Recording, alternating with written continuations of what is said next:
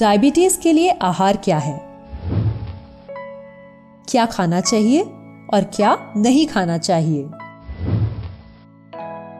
तो डायबिटिक आहार में बहुत सारी बातें रहती हैं।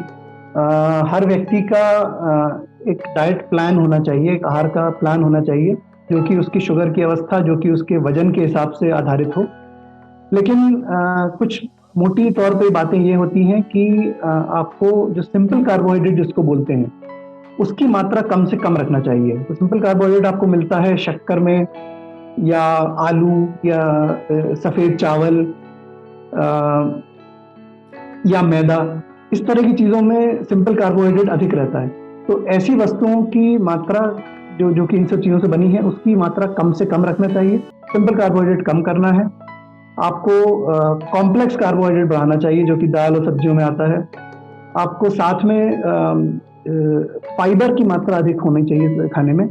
तो फाइबर आता है हरी सब्जियों से, सलाद से, तमाम फलों से।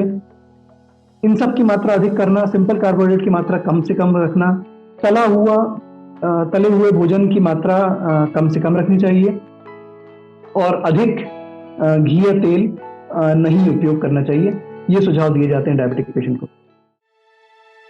डायबिटीज होने पर कौन से फल खाएं और क्या खाने से परहेज करें?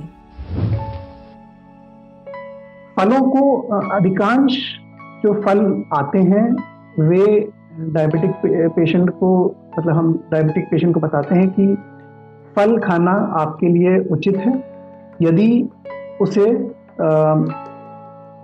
उचित मात्रा में लिया जाए। तो बहुत अधिक फल खाना एक समय पे उचित नहीं होता, लेकिन अधिकांश फल यदि उचित मात्रा में लिए जा रहे हैं तो वे डायबिटीज पेशेंट को उन्हें ग्रहण करना चाहिए, और उसके तमाम फायदे होते हैं। लोगों को धारणाएं ये रहती हैं कि क्योंकि फल मीठा होता है इसलिए उससे शुगर खराब होगी, और इसलिए उन्हें खाना नहीं चाहिए फल। ऐसा सही नहीं है, ये मानना सही नहीं है। फल में तमाम तरह के विटामिन रहते हैं, मिनरल रहते हैं, फाइबर रहता है जो कि आपको तमाम फायदे देता है। उसमें जो थोड़ी सी शुगर बढ़ती है वो हर फल में अलग अलग मात्रा से बढ़ती है।